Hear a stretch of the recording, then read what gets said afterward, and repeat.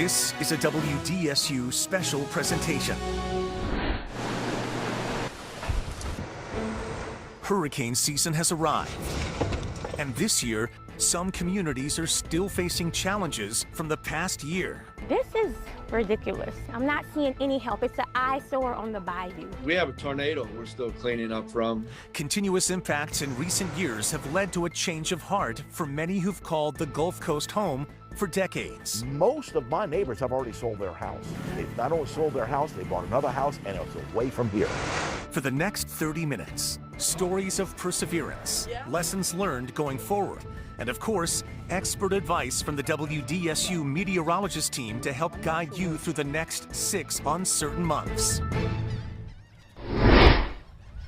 We know the last thing you want to think about right now is another hurricane season. Yeah, Meg, we've had more Category 4 and 5 storms in the past 5 years than we had in the 50 years before then. Communities in southeast Louisiana are still recovering from last year's disaster, Hurricane Ida. And some in southwest Louisiana are still rebuilding 2 years after Hurricane Laura.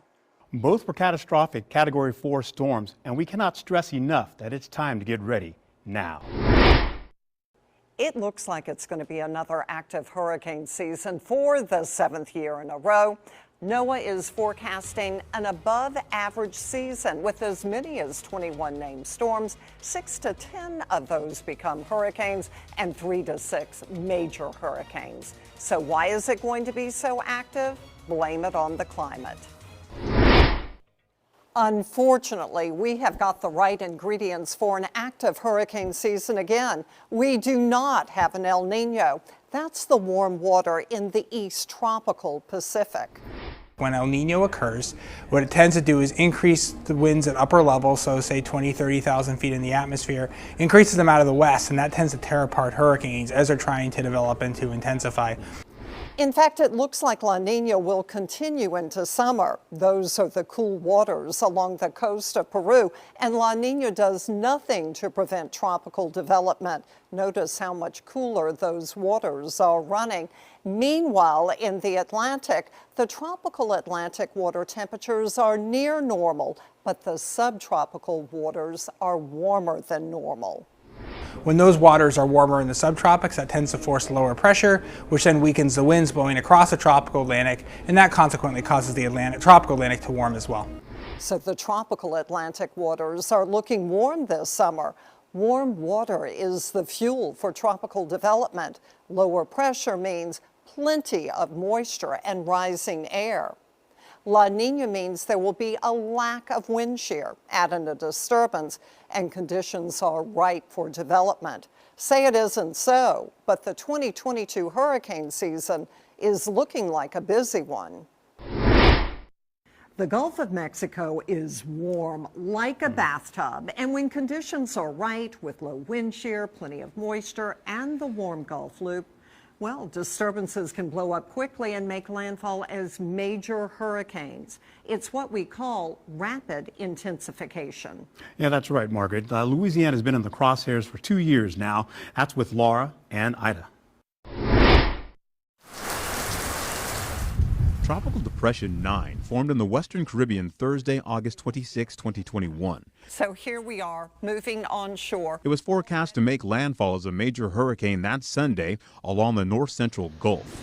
In fact, it went from a 35-mile-per-hour depression to a major hurricane Ida, making landfall with 150-mile-per-hour winds in just 73 hours. To get those very strongest storms, it has to really involve rapid intensification, and that tends to happen early in a storm's life cycle. Ida went through rapid intensification. That's when a storm strengthens from 35 miles per hour in a 24-hour period. Only Ida intensified 35 miles per hour in a 5-hour period. Lightning, if there's a whole lot of lightning, can indicate that it is intensifying. It went from 115 miles per hour at 1 a.m. Sunday to 150 mile per hour winds by 6 a.m. Sunday. Laura also went through rapid intensification. Winds increased 65 miles per hour in a 24-hour period. The problem is these hurricanes are getting stronger right before landfall. And that's how we get some of the strongest storms that make landfall in the United States. They form Within 3 or 4 days, they rapidly intensify right up to the coast, and that sort of speaks to making sure you have a short fuse, like 3 to 4 day hurricane plan to get yourself ready. The Louisiana coast is made of brown, warm water. The warm water sustains the hurricane and does not cause much friction. So hurricanes that hit our coast, they don't die down quickly. Especially if the storm's moving quickly, it doesn't have time to weaken. So that's why you can get those hurricane force winds well inland over the New Orleans metropolitan area over parts of Louisiana like we saw with Ida last year. Hurricane Ida had just been through an eye wall replacement cycle before landfall. Hurricanes normally expand the wind field after a replacement. Thankfully, Ida ran out of time to expand. The damage could have been worse. Water is the #1 killer in hurricanes. Mark Sudduth with HurricaneTrack.com brings us that terrifying reality of storm surge. Now, most people understand there is a water rise ahead of a hurricane, but they don't really know what it looks like. This is Ida's 9-foot storm surge with 3 to 5 foot waves on top of it at Prunier Landing, right on the west side of Lake Pontchartrain. The camera is up 10 feet and it's going under. No one can survive this. Mark Sudduth is on a mission to educate the public on the dangers of storm surge. Here's Sudduth preparing for Hurricane Ida. 12:05 a.m. Eastern Central Time, 12:05 Central Time, Sunday, August 29th. Wow. He put 19 cameras in waterproof boxes along Ida's forecast track from Waveland to Golden Meadow to capture the storm surge. 3 went up here at Prunier Landing on the west side of the lake. We put a huge chip in there. It's a 400 gigabyte chip. And that'll give us 36 hours of high definition video. And you put one right up there? Right. We brought our ladder. We were at about 10 feet above the ground level. And the GoPro was looking up Peavine.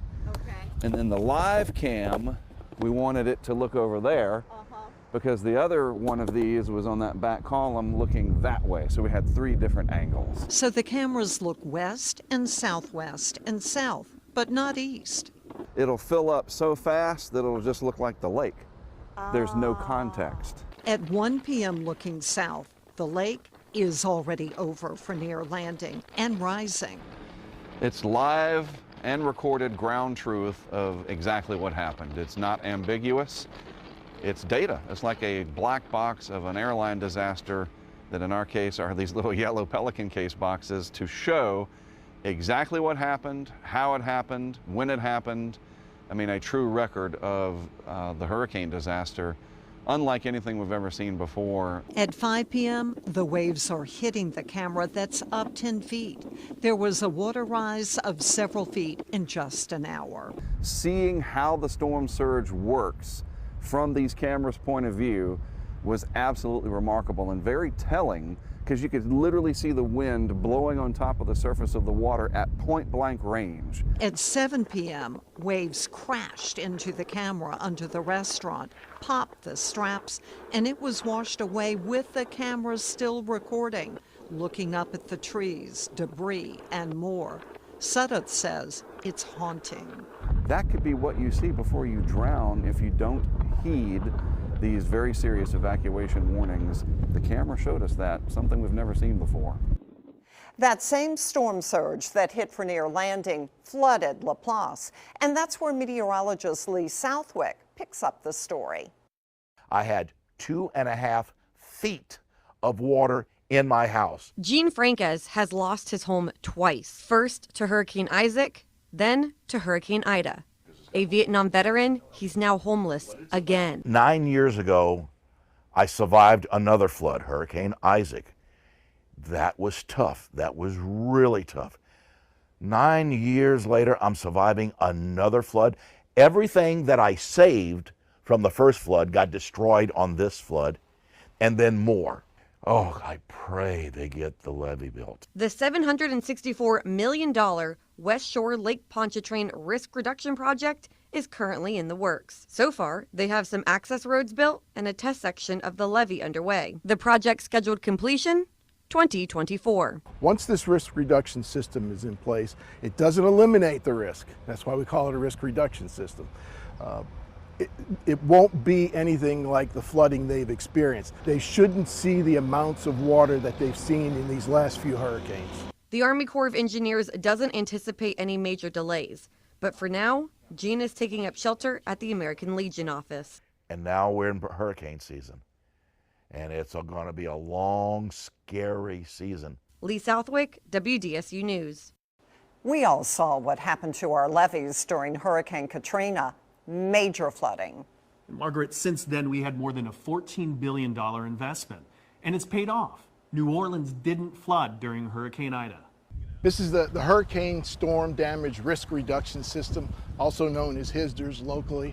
What we have here is a series of levees, flood walls, gates, pumping stations. Just about 1 million people are protected with the Hurricane Storm Damage Risk Reduction System. But in order for this system to retain its design effectiveness, it needs nearly constant upkeep. I spoke with Chris Humphreys, who tells me that a levee isn't just a mound of dirt, but has several components to it. The levees are armored, meaning they have the high performance turf matting underneath the grass to keep it from eroding if it were overtopped.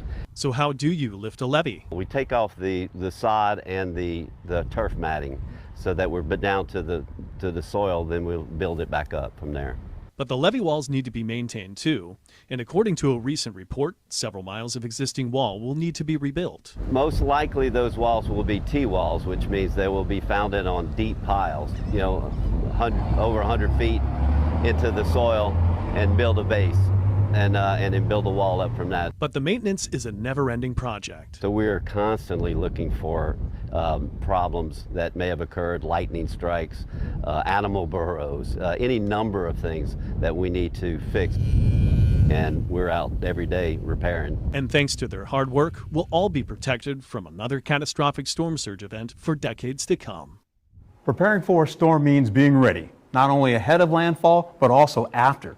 We all know utilities can be out for some period of time. Yeah, so you want to be sure to have a basic disaster kit for you and your family while you wait for assistance to arrive. Leaders suggest to have at least 1 week of food and water per person. In addition to gathering your supplies, you want to have an emergency plan. Prepare financially. Get your cars and home ready. And of course, make sure you have all your important documents in one place. Many people are still rebuilding after Hurricane Ida last year. Coming up, concerns from coastal communities down the bayou. We also look at the architecture that could be utilized to survive a storm. But could you afford it?